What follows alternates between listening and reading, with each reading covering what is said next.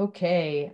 Hi, everybody dialing in from around the world. So great to see you. If you want to turn your cameras on, go ahead and do that. We'd actually love to make a personal connection. I'm Dawn Zoldi. I will be your fearless tour guide and hostess today, just moderating this amazing panel of experts. I'm not going to talk very much about myself other than just to tell you that I'm actually the CEO of P3 Tech Consulting. That's my primary business. You see on the slide, UAS Colorado. I'm president and CEO of that nonprofit. And I have a number of roles in a whole host of nonprofits.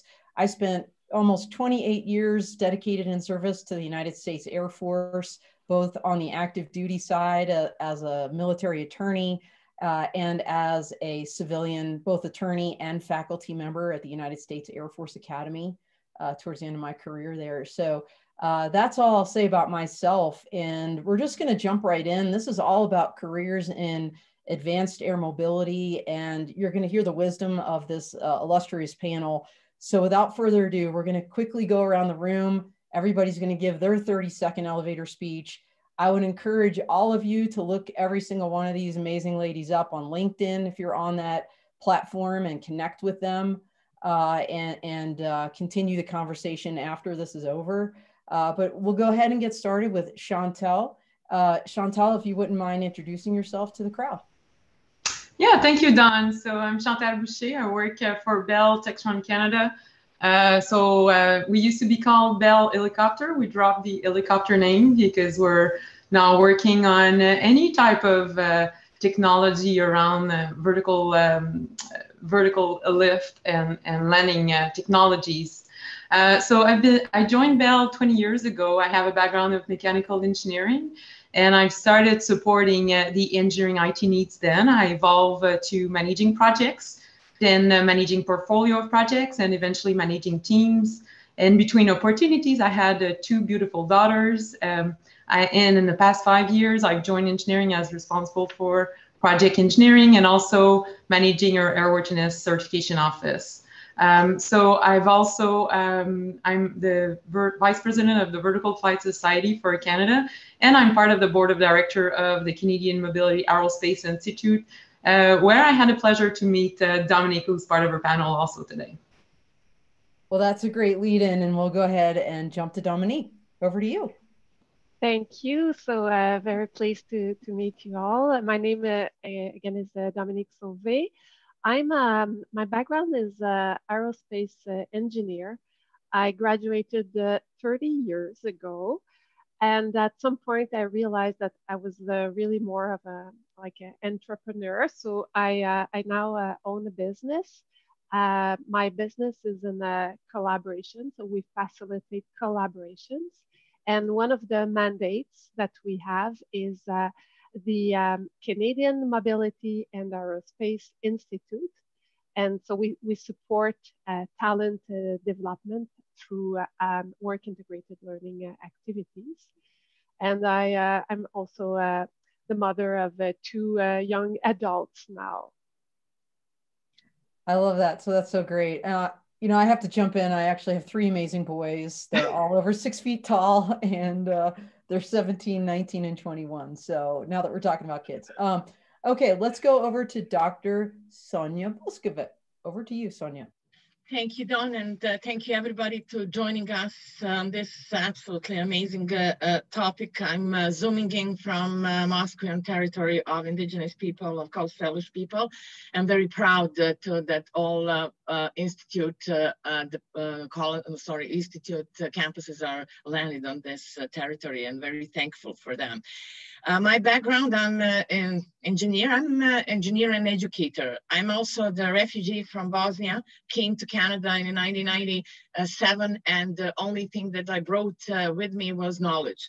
So that's inspired me to share my knowledge with, young people, young women, men, all young people, and that's where education and engineering came together. Why advanced air mobility? It's new and exciting, and it's green.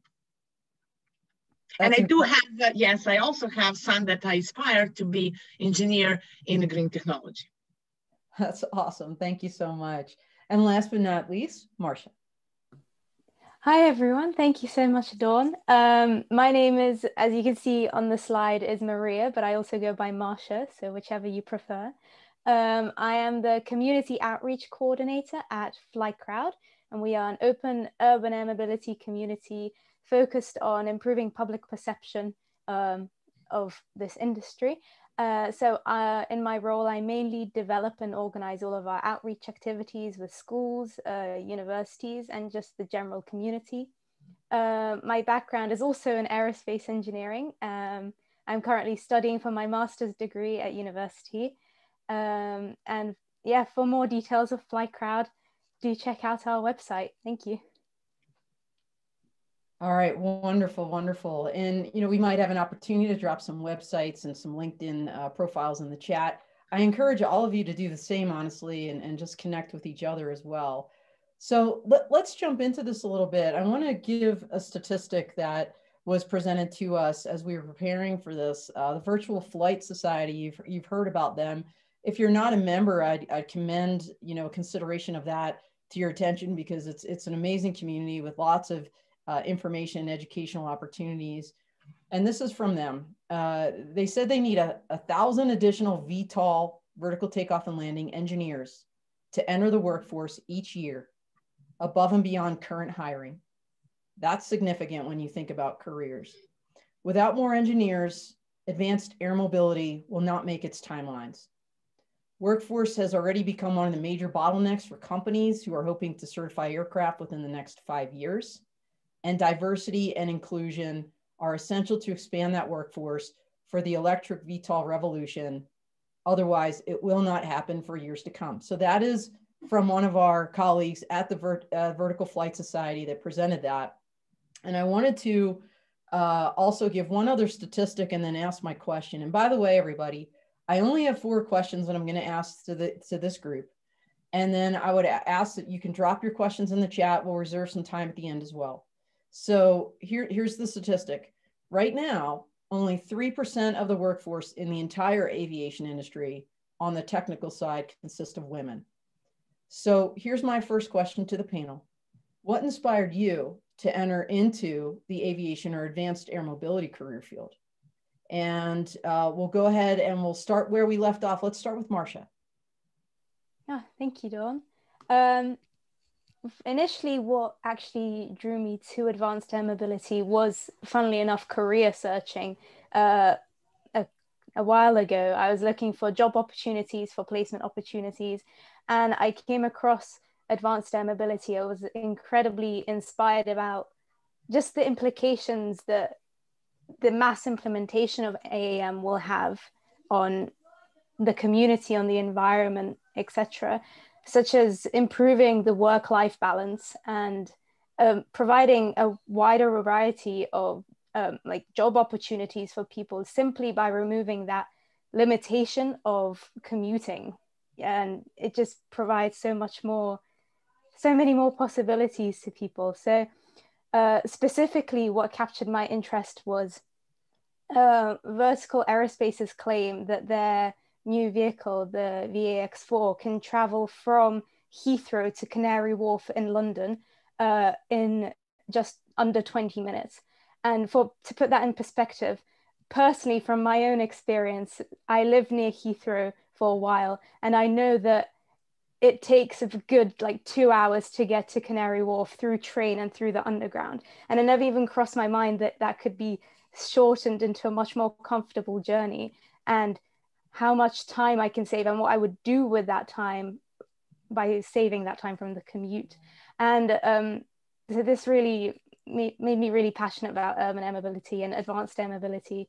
And I wanted to share this passion, which led me directly to the role at FlightCrowd, in which I do lots of outreach and sharing this inspirational industry.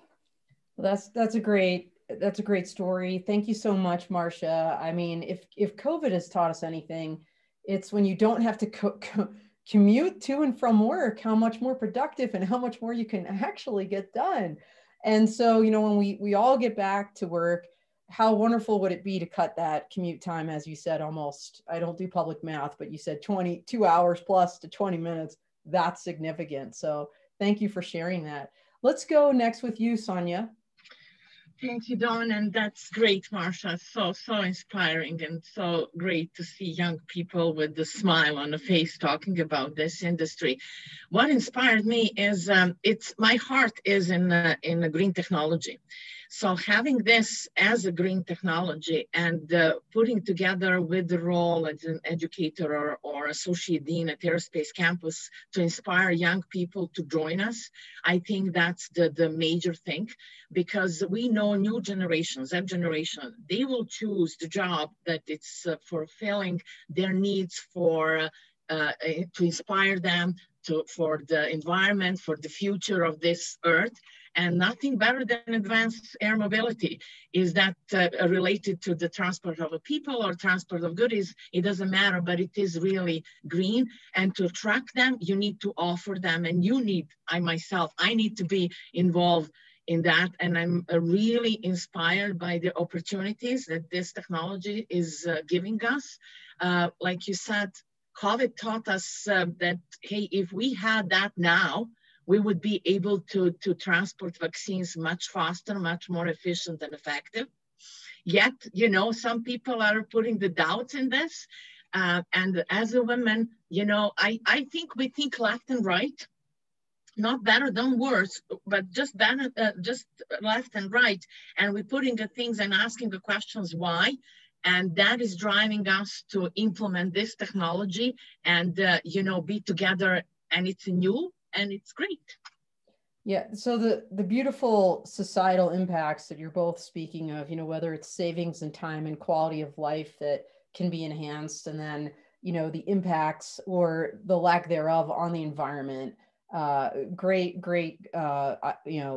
reasons and inspirational reasons why you've joined this community. Dominique, how about you? Yeah, well, for me, it's really like it goes back to childhood, and it's really about the magic of flying. I grew up in very close to an airport, and so just seeing the planes lifting off and landing, and also, childhood is when you have the opportunity to enjoy toys and learn to read through books. And I was just very fortunate that I had toys about like trains and buses and planes, and also those books were telling about the history of aviation. And so it really goes back to childhood. I never really chose a career for like as such, because I was I didn't know what to choose. I thought, well, I like the magic and the mystery about flight, and why not try? It was, it's still so prestigious too, so I was attracted by the prestige. And then I realized how lucky I was, because I accidentally chose a career that was extremely fulfilling. And so that was more like based on a dream, but that came true. I love that. I think even when we're young, there's things that really inspire us. And if you follow your passion and you follow your heart, just like Sonia said, green has always been important to her environment. She's been able to weave that into this career now through advanced air mobility, and you with the magic of flight. So these are all beautiful stories. Thank you so much. Chantel, last but not least.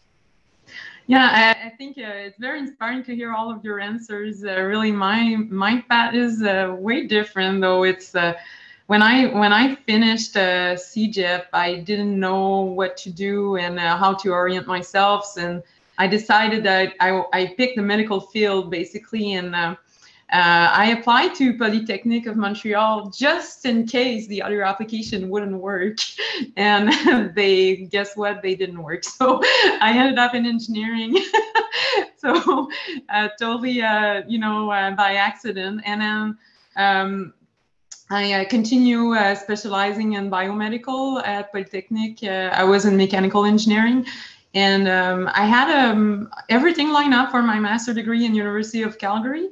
And I thought I would just work all summer long in a research chair just to taste a little bit of what research looked like, and find out that research wasn't my cup of tea at all. So I canceled everything, and I was excited to maybe have the opportunity to travel. So I started working for a Dassault System Partners, more on the IT side, the developing Innovia and industrialization of Innovia. And Dassault had Bell as one of their customers. So they kind of referenced me back to Bell, and that's how I started in IT, which was way different from mechanical engineering.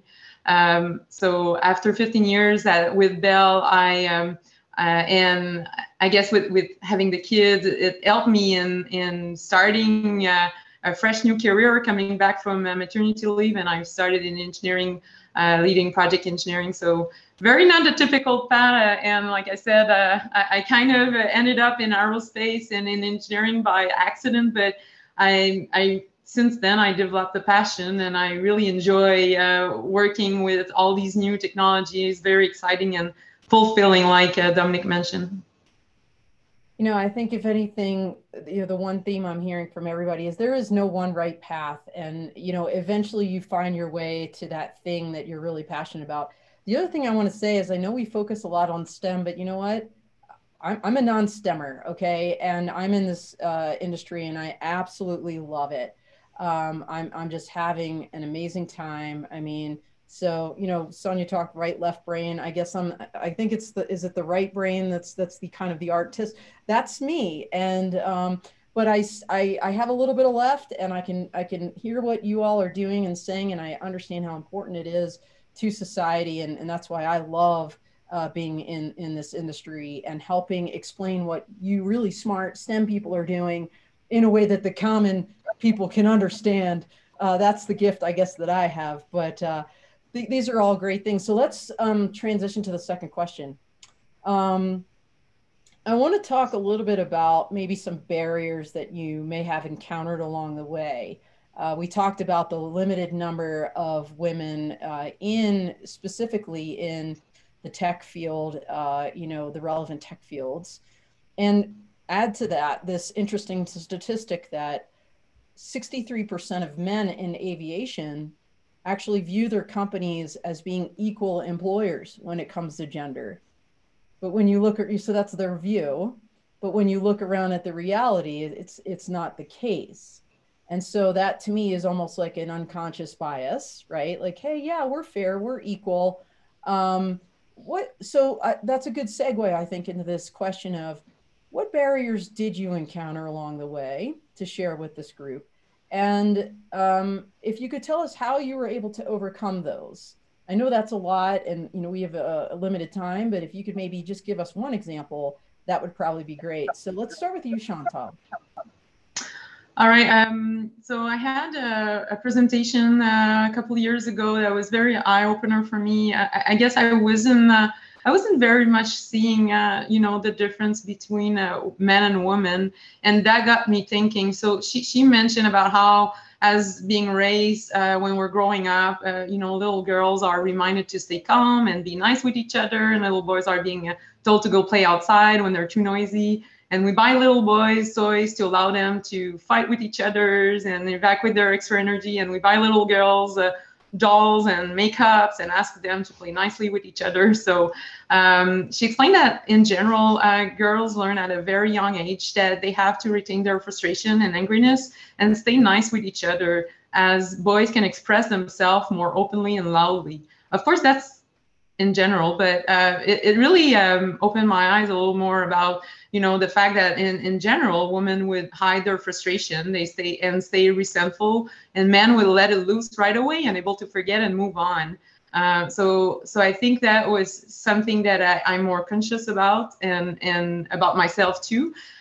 She also mentioned that women tend to be harder on other women than men. Than on men. So for example, if a woman would interview a candidate, she would tend to score a woman lower than men. And in technical field, I think that we believe that women need to show higher competency level just to compete equally with men, because we feel like we had to work harder ourselves to prove ourselves. So this really helped me understanding how sometimes we're our own victims and we contribute to the inequality. So we have to be united and help each other. And to add on, she also explained that in general, we believe less in our capabilities. So for example, a guy would apply on an open position if he only has like 30–50% of the qualification, and a woman only if she has like 80, almost 100% of the qualification. So these explanations, of course, are in general, but it really made me realize and be conscious of the differences. And I think we should apply the same expectation on us and our female colleagues than on men. And we also have to believe in our capabilities and be more opportunists as women. So I just want to say, Sindhu Belki in the chat says, yes, I agree with Chantel. This is so true. So thank you for the comment there. And absolutely. When I wrote this question, I never really thought of our own internal barriers that you just mentioned, 3 significant ones. And as a lead for the Women Who Watch Global Awards program, when I ran around telling people you should self-nominate for this award, people looked at me like I was crazy, because to your last point, that women don't, they self-select out. And it was very frustrating for me because I'm like, no, you're doing amazing things. Like, you should nominate yourself. So that's a great answer, because it's not, when I wrote the question, it's not something I really thought about. So thank you. And those internal barriers, knowing that you have them and purposefully with intentionality overcoming them when you're even dealing with yourself, but certainly with others, that's great advice. So thank you so much. Dominique, how about you? What barrier maybe have you encountered, and how did you overcome that? Yeah, well, I think like the barriers, as Chantal said, came from myself, because like during my career, I did face many obstacles, but they were not really related to my work environment. It's more like things outside. For instance, like at some point, I had one of my children was very sick, and that's very hard to manage a career when you face such a situation. And I was very, very lucky. I guess it's not like that everywhere, but in all environments. But my work environment was very, very supportive, and the father of my children too. So we shared equally the support to our child, and I think that's really I was certainly very lucky, but I didn't face any obstacles from my work environment. I think at some point I realized that the main obstacle to me being happy was that I didn't know myself enough. And so I was very unhappy in the large company where I was, but it had nothing to do with the conditions, with the way they treated me as opposed to men. It was just like I didn't make a sound choice. I became a specialist in damage tolerance, so I was really more of a generalist person. I changed. I went back to school and reoriented in small companies, and at some point started my own business, which is more in line with my who I am. I think that's great. Obviously, knowing yourself, and that's a lifelong journey, right? I think we can all agree on that. And to your point, maybe it wasn't about a barrier, but you mentioned challenges, right? So life will always be throwing us challenges, whether it's a sick child, an ailing parent, maybe even a work challenge, who knows? But having those supportive people, whether it's at work or at home, around you to help carry that load and to be understanding is always significant. And so what I would say also to everybody out there, to the extent that you're in a leadership position and you can also empathize and help other people and be willing to give them some leeway when they're facing challenges, that's so important. And I think sometimes as a hard charging leader, it's hard to do, right? Like, I got to get the work done, but no, this person needs some time. So obviously you thrived because you were surrounded by those people. So thank you for sharing that. How about you, Marcia? Yeah, thank you. That was a really, really beautiful story. I really appreciate you sharing that, Dominique. I guess my point kind of flows from both what Chantal and Dominique were saying, that it's more coming from, it was a barrier coming from within myself rather than something that was set in front of me as such. Because I feel if it's more of a physical challenge in my world of work, then I feel like it's more something that I can visualize and get through. So for me, it's more that I am very much aware that I'm significantly less experienced than all of the professionals within advanced air mobility, and I appreciate that.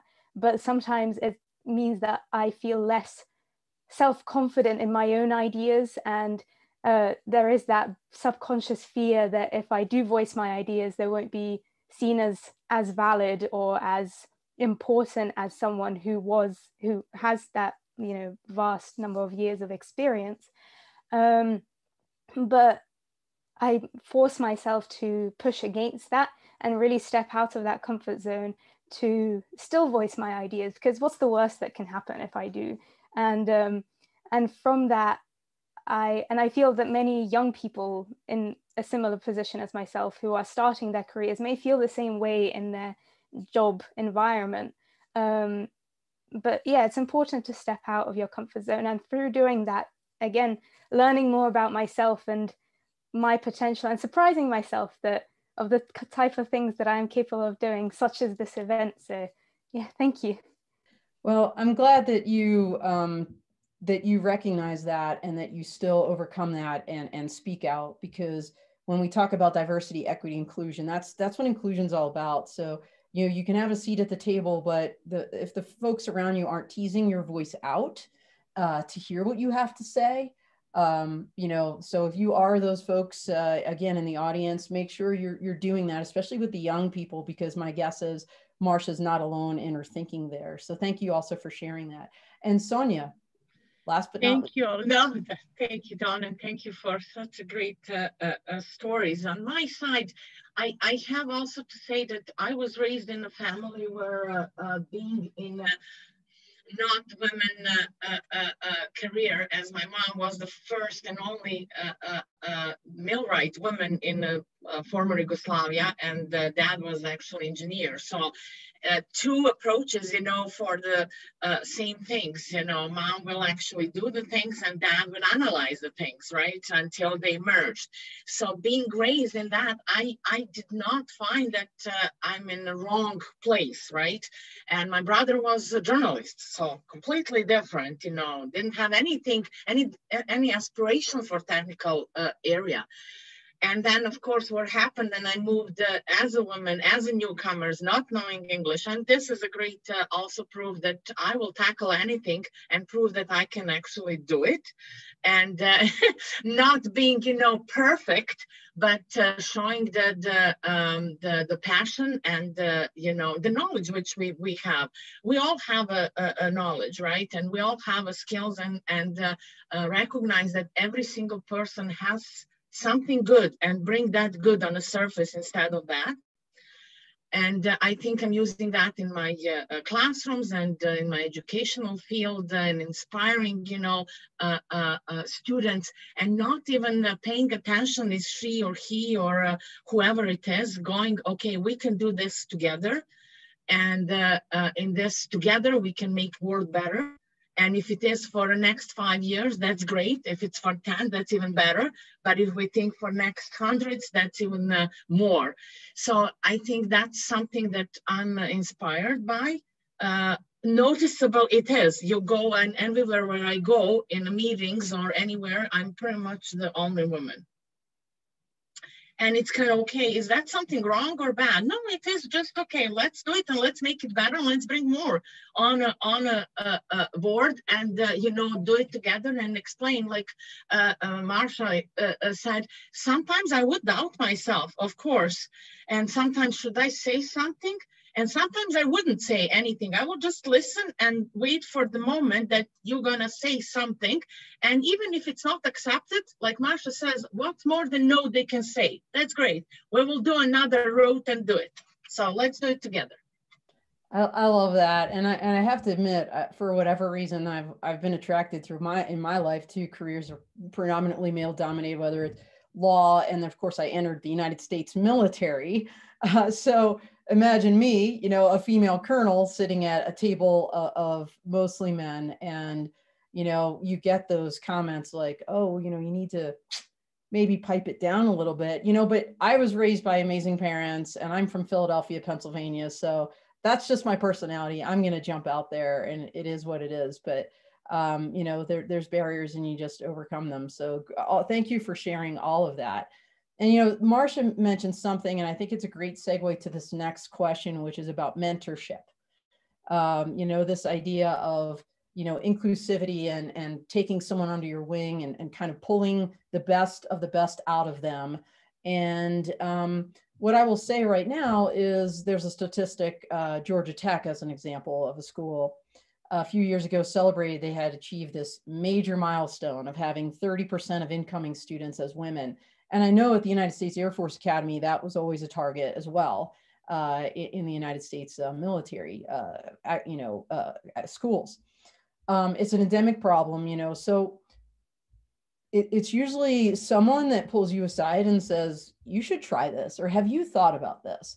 And so it's a great segue into mentorship. And so if you could just pretty quickly, because I want to get to this last question about inspiration, tell me about a mentor that you had. What role did mentorship play in your career, in your choice of career?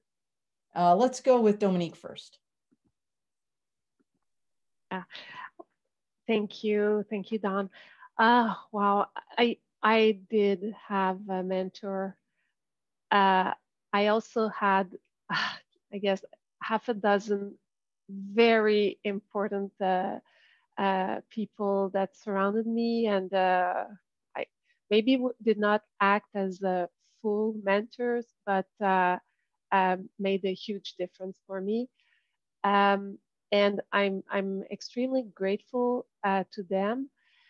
I think it's very very important that we you know we talk about the importance of mentors, because I didn't realize that at some point. So I was 29 when I was entering a new job, and someone like the board of director told me, I will act as your mentor. And I thought, well, okay, thank you. And just after many years, that looking back on that, I can say how it changed everything, because he opened my eyes on all the possibilities. He helped me. He gave me confidence, like Marsha was saying, how, you know, when you're younger, how sometimes it takes a lot of courage to like jump and try something, and seems risky. You always feel like you don't know enough yet. And but I was able to take the risks. I was able to tackle more responsibilities, because I knew I wasn't alone. I could count on him. There was nothing about the fact that I was a woman. It's just like I was the director, and I mean the manager, and he as a chief chair of the board. He thought, okay, I will mentor you, but it did change my life. So so I'm glad that there are more and more programs to help find mentors and to do the matching. That's great. I think everyone should have a mentor, and sooner. Yeah, you know, that's great, and I agree. You know, I think mentorship. I think the best mentorship happens organically, like you just said. You know, programs are great, but sometimes it can be stilted. I love what Sonia said earlier about her students and this idea of almost paying it forward from a mentorship standpoint. So Sonia, can you tell us a little bit about that? That's great, thank you. I have a little bit different definition of mentor. I'm just going to share. For me, mentor is anybody that we can work and learn from each other. So if I take that in account and starting from my family and my husband and everybody's just, you know, kind of supporting each other will actually bring me to every position that I hold. It was not always easy, but you find, you know, a group of people and then we're mentoring, if you want, like that. We're just helping each other to thrive through and achieve what the common goal is. And in most of the cases in the last 20 years, the goal is to help students to achieve their goal. So naturally you're a mentor. But we're all, you know, putting on the sides all our aspiration, all our egos, all our, you know, because we're individuals, very strong individuals, and we're striving together and going into that. And that helped. Like one of my program in my portfolio now, they're all women, amazing women that actually going, but it was not, you know, pick and choose. It was just natural thing. And in other area, we're increasing for 25%. I mean, if I just go with the numbers, just dry numbers, but we have to have numbers in order to make decisions, right? And just show tangible things. But that aspiration that we're open to learn from each other, whatever position we have. I think that's the powerful, you know, things of a mentorship from students. I love learning from students. You know, you go to class, and that's the wow, you know, my stomach ache is always present because there are a lot of questions that, you know, should I need to know the answer? No, we will work together. We will find a way to come together and get to the answer. So that's my mentorship, you know, things. Every day is basically new mentor and new learning and going together. I love what you just said, you know, because I do agree. And even people that are, you know, negative or you know, that you still learn from them. I always tell people this from a leadership, you know, you learn from the good, the bad, and the ugly. You can always learn something. Like, I'm not going to be that person. And I love that you said you learn from your students, because if you're not listening and learning from everybody, you're missing out. And I love your very broad definition of mentorship. So that's really cool. So Marcia, over to you. Yeah, thank you. It's great to hear that, you know, that not only students learn from the teachers, but it's also the other way around. It's really, really like amazing to hear. So thank you for that. I'd say, in my opinion, from a student's perspective, the idea of mentorship and role model is highly underappreciated. Like, you don't quite understand the importance of it until you are older. And the impact, the really strong impact that these role models and mentors may have is mainly quite often just subconscious on your own self-confidence and your own beliefs.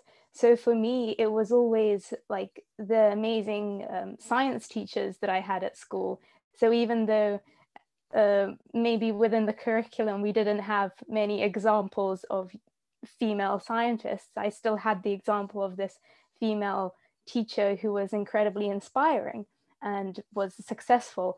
And currently now I'm super, super lucky to have all the mentors within FlightCrowd who are supporting me and allowing me to have my voice heard and my ideas heard. And it's incredible because it allows me to believe in my own potential. And in a similar way, it also, anyone is more comfortable and more confident, you know, setting off on a journey if they know that someone else has already gone through that journey and are successful in that journey. And it does bring comfort and confidence in it. Yeah, thank you. Well, thank you for sharing that. You know, there's that saying, if you can see me, you can be me. And I think just that physical role model and a teacher is a great example of a mentor that may not even realize that they are a mentor just by the fact that they're there. Chantal, how about your thoughts on mentorship? Yeah, so a little bit like some of you mentioned, I never really entered a formal mentorship program, and in fact, some of my mentors they didn't even know they were my mentors. So so when I guess one of the most impactful one that I had was when I started thinking about having kids. I had an engineering woman as my manager then, and she made a difference in making me realizing how the school of life would actually increase tremendously my maturity. When I initially thought it was pretty much the end of my career having kids, and I would be stagnant after that. So after having my two beautiful daughter, I think she was right. I learned so much. I developed empathy for parenting, and I could understand parents who were facing parents, both men and women, having to juggle with sick kids or having to pick them up after school. And don't get me wrong, I don't think it's an excuse for low performance, but it does, I think, require better planning and risk mitigation.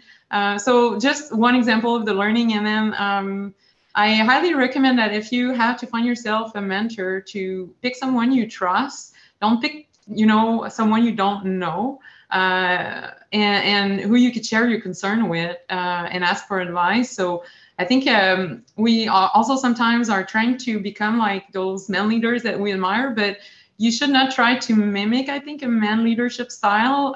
You should try to be yourself as a woman and expand on the advantages of your difference.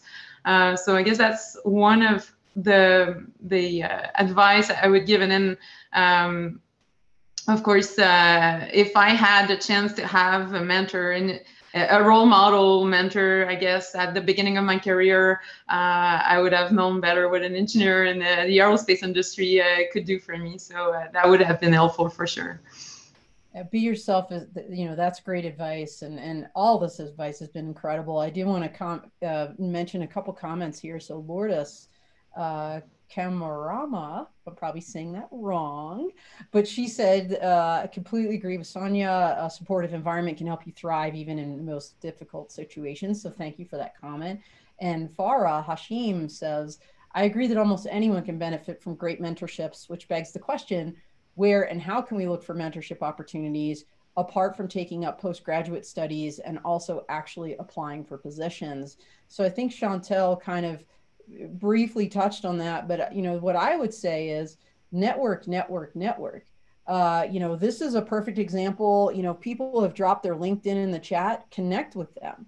Join organizations where you can meet other people.